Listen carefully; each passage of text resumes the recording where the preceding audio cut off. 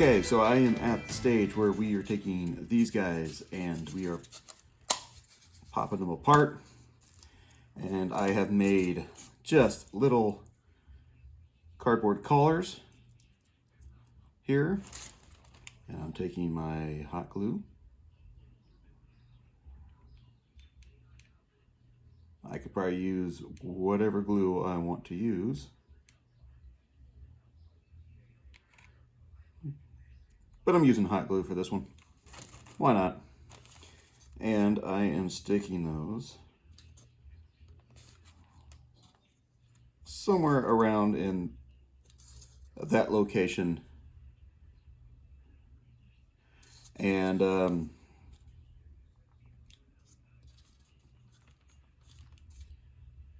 let that solidify, cool down. What that's going to allow me to do is,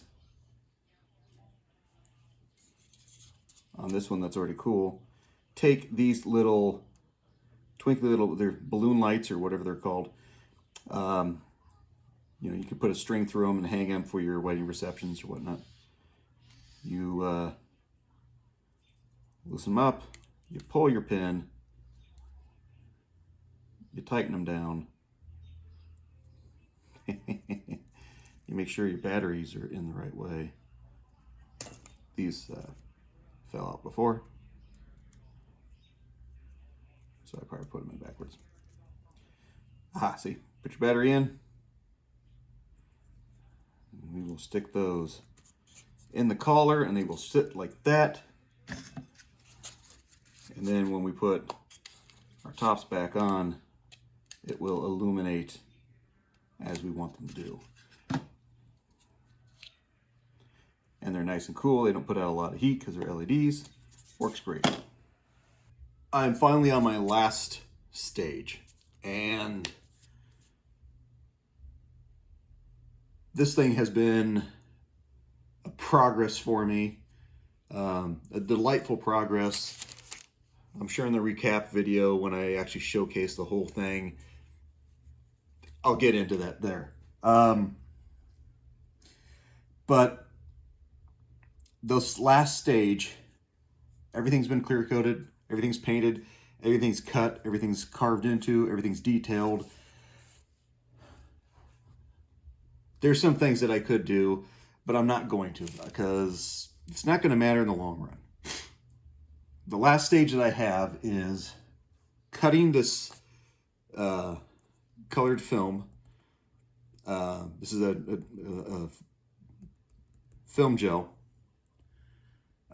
This is basically used for, you're doing a photography shoot, something like that. You put this in front of your lights, it changes the color. You're able to adjust your colors in that way, get a better lighting, get a better photograph scenario. That's what this stuff is for. You can get this off of Amazon. It's priced what it's priced. It can do some really cool things. I got this tip from Tabletop Witchcraft. He was making some Dwarven Pillars, and he was using these kind of films. He bought just the single color pack. I'm going multicolor. So what I'm doing is I'm taking my light, I'm putting it into my holder here, and then I have diffusers that I've made out of this chrome paper. All this is meant for is to have the light bounce off of it and just scatter it. That's all I need this to do. Those are going inside my tops. So I've got, you can see that in there. I've got one at the very bottom down there, or the top, a little circle one. Got a little circle one like this. This is for the bigger sizes. And then I just cut another one to go in the back there. And my lights sit in that back area. The light's going to bounce off of this. It's going to bounce off the top. It's going to scatter around through here. And it's going to go through the gel and come out my patterns here on the front. and the side. So, how am I doing that? Well, I made a little template of how big these things want to be. You might have the adjusters. I don't know how big you're making your things. Same thing for the diffusers. You adjust it as accordingly. But I know what my sizes are supposed to be, and that's kind of what I'm going after. So I need to make this 1 inch and 13/16. Yes, 13/16. So seems like a very strange number because it is. So I got 1 inch, and there's 8, 9, 10, 11, 12, 13, 16ths. Again, we're going to double check this here. We've got 1 inch, 8, 9, 10, 11, 12, 13. 9, 10, 11, 12, 13. Yep.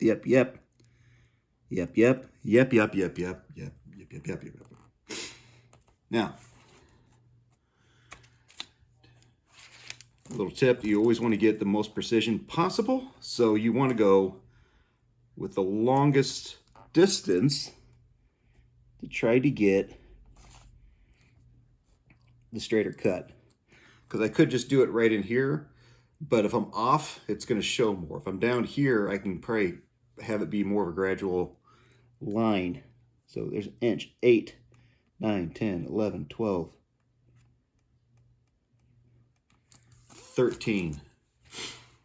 Come here.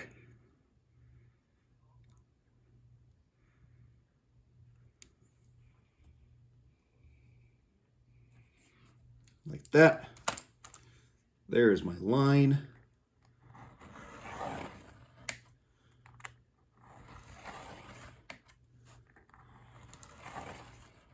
If you got a sharp knife, you could probably do this in one pass.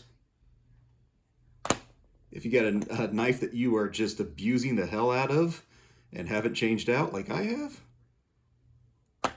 do more than one pass. This blue, done. Use it for another project someday. Or not. Now, width-wise, it should be 2 and 11/16. But this isn't going to be... The diffuser matters in width if you have patterns on this size, because you don't want your diffuser to be blocking any of your pattern. You want that to go out. This, on the other hand, it could be a full 360 in here. It'll be fine. But since I want to be able to have the diffuser scatter the light, I've got a measurement in there. And this one is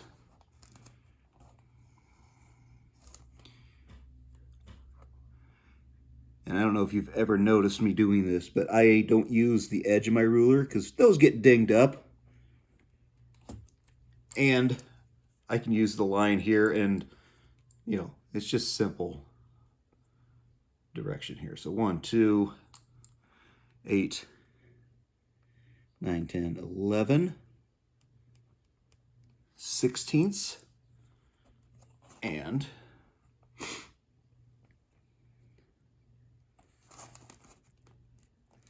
come down here, do our best to make a straight line. Theoretically, it shouldn't matter, but sometimes things get off. So 1, 2, 8, 9, 10, 11, 16ths.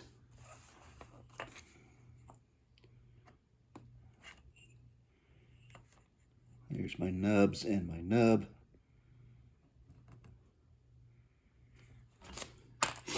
And again, if you can, keep the thing you want to keep under the ruler and cut off the excess that way. Less chance for you to ruin the thing you want to keep. There you go. But the issue with this is take off my light helmet here. Pretty, but you can see the dot. I don't want to see the dot. I want this to scatter the light. I want it to be even and diffused, even though it's translucent. So, to do that, I'm gonna, number one, peel off this little protective little coating. It is on both sides.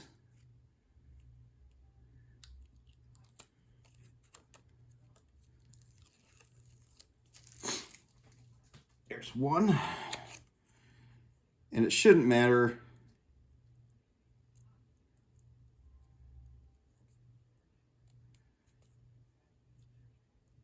if you peel them both off or not. Maybe you want to keep the side, maybe you don't, but I'm going to scuff up both sides, and I'm going to do that with a really fine sandpaper.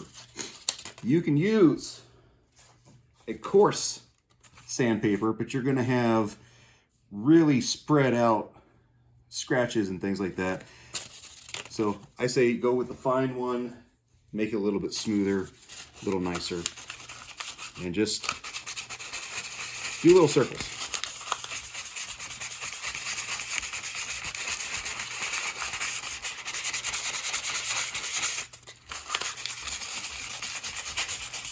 Make sure you get in the corners.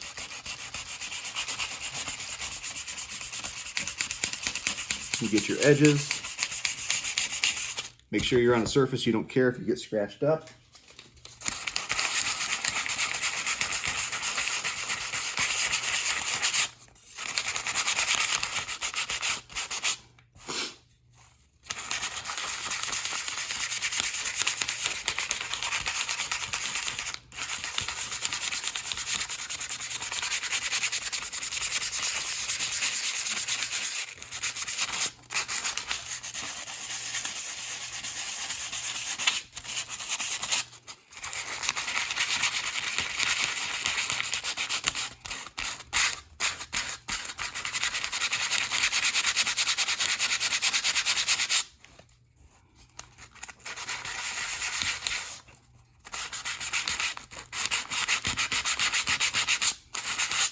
Once you feel like you did a good job, flip it over. As you can see, that's this side. That's the unscuffed side. There's a little scuff there, but that's what a difference, right? That's a major difference. So,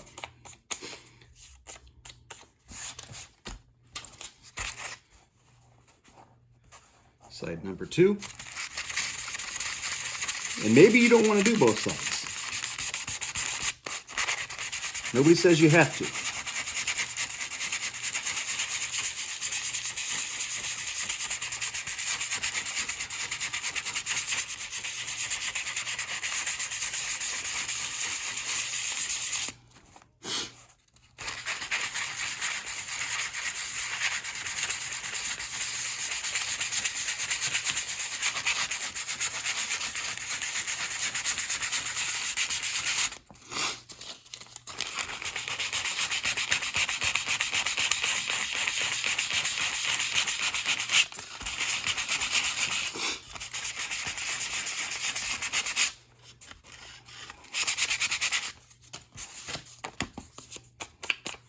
Knock off some of the dust. If you want, you could run this under tap water, clean up a little bit, just to get all the little particles off of it. Perfectly fine. Once you're done, you can just slide it right in there. And the only thing you want to make sure is that you got a little bit of overlap to the diffuser. You don't have to, but if you're going to do this, it's better to have your film be bigger than your diffuser. Because the diffuser, you don't want to block things, but the film, it can go all the way around. That's not going to matter. The light's going to bounce it around, but it's going to go through your film. You don't want your diffuser blocking anything else. Now, once that's done, again, I'm going to take this little balloon light. This is what it's referred to as. It's up and going.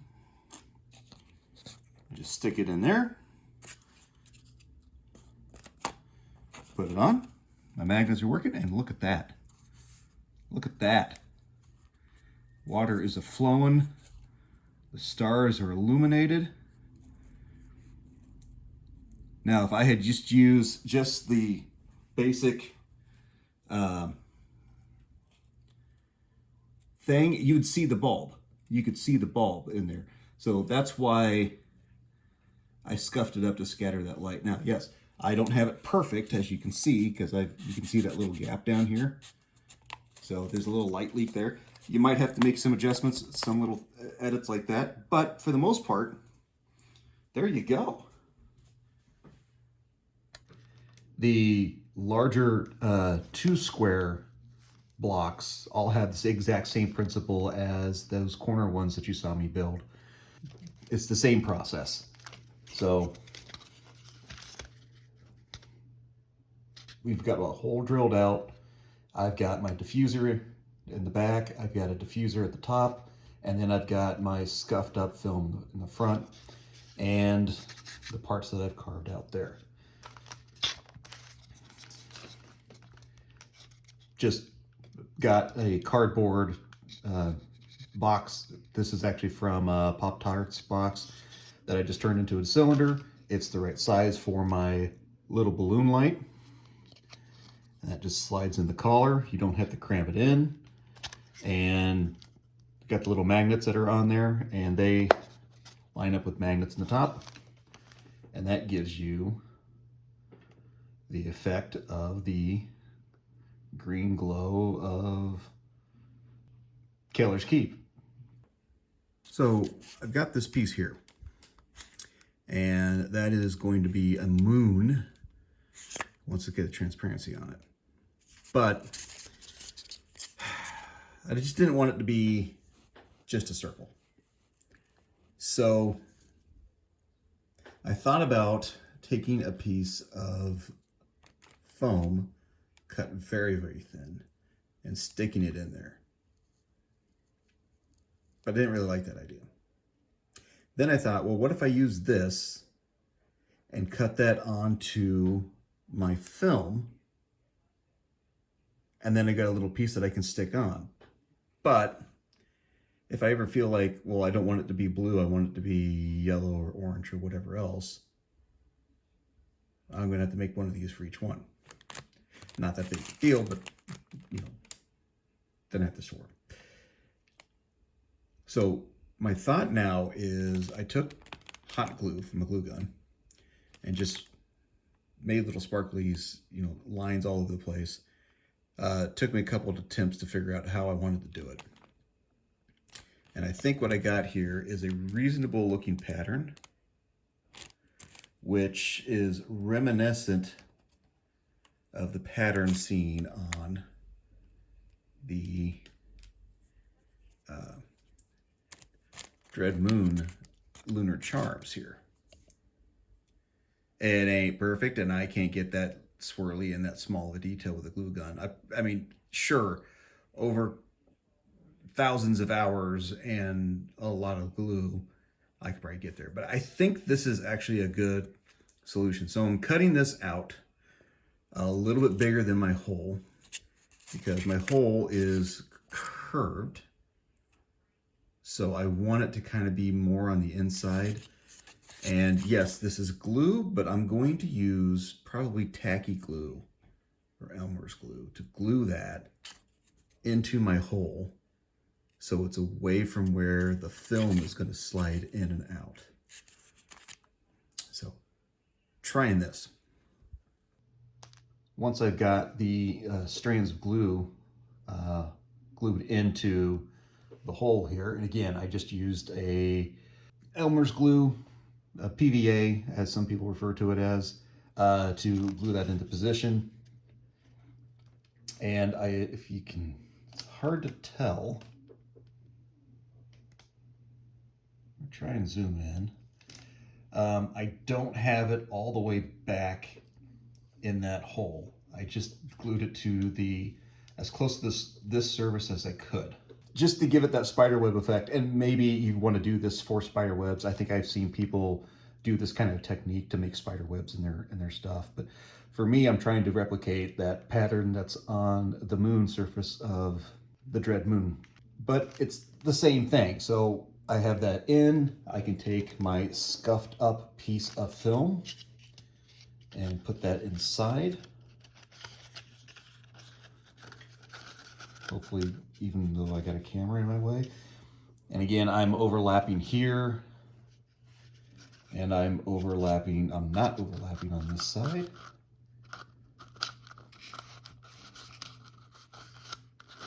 So you just got to kind of tweak it, massage it to get it in there. There you go. I got just a very mild overlap. This one's a difficult one to do because of how big the circle is on this side. So it's real easy to have a light leak on that side. But again, you take the bottom piece, you take the balloon light. Again, you don't have to stick it all the way in there. And you put it in your box, and you've got a nice little glowy moon. And you can see you've got that little bit of striation that's on there. And it works pretty good. And incidentally, what the camera is doing, this is very blue. This is a purple. This is more like a lavender purple, but the camera's picking it up as blue. And I don't know if that's because, it's just because the white balance is off on it. But there's a good look at how you can make a little moon pattern that's on top of things. So again, another idea if you want to do it, kind of a thing.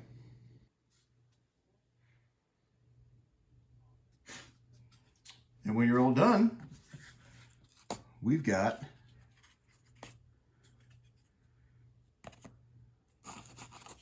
glowing bits and pieces.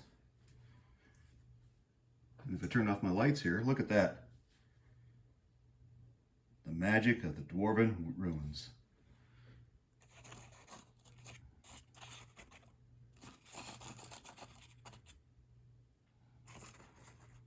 It's a neat little effect and pretty simple to do.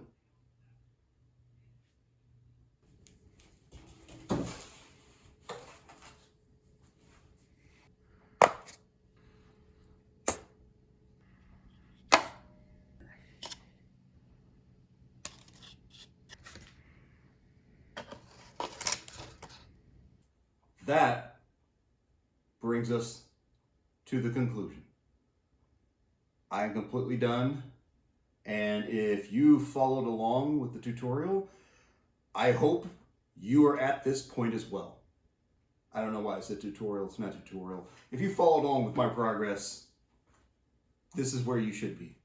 And this looks amazing in person. I know you're seeing it through the cyclopean eye of a camera from a few feet away, but it's really fun. It's enjoyable.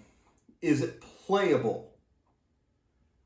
That's a very good question, because if I'm playing in this area, everything's fine. I can see what's going on. There might be some goblins that I can't see that are a little too small because of my height of the walls. Of course, this area here, which is first floor, is perfectly playable for me.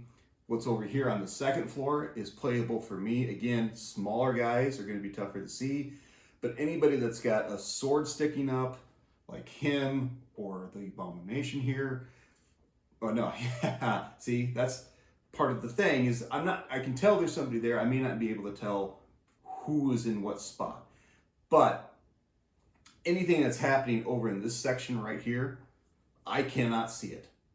So, is it playable? It is if you stand up and you move around. It is if you have other people in the area that can work with it. Is it a perfect system? No, it is not a perfect system. I never intended it to be a perfect system. So, and there's evidence of that in a couple spots where I can't get the walls filled in completely because of the support columns that are in the way. But I think that's a minor inconvenience. And if you have a player that's really that pedantic about the whole situation, they're not going to be having a fun time anyway. Let's be honest, that's true. But ultimately, everything looks good. I like the little bit of a glow that we have with the support columns in the different little spots. I can see areas where they could be improved, made a bigger slot so there's more light coming out, so it's more apparent. The height issue, I think it's functional. I think it's okay. But I'm also sitting at a table that's a little bit lower. And if you're at a table that maybe is even an inch higher or is a lot bigger, it may be an issue with how you're able to manage the game. And again, I'm going rule of cool. And this is pretty darn cool. It was a very long and involved process, and I'm very happy with it. And I think this is going to be really fun to play with other people. I can't wait for other people to get in on this. I think the other question that comes into my brain right now, and probably into some of your brains, is it something that you're going to be building on the fly as you go through your dungeon, or is this something that you assemble and then you bring everybody in? On the fly works, but if you're doing on the fly, you need to have a very good organized system that you're pulling things out, and then you need to know how you're setting these things up. I think you can do that to an extent and not tip your hand of what's going on within this dungeon. Again, the expansion of Kellar's Keep only uses the elevation aspect in it for 3 missions. And only one of them is this involved. This is not a mission in itself. I just laid it out to showcase what can be done with this kind of a system. And I think that this is something that people will really enjoy sitting down and looking at. So I guess in conclusion, this has been really fun to do.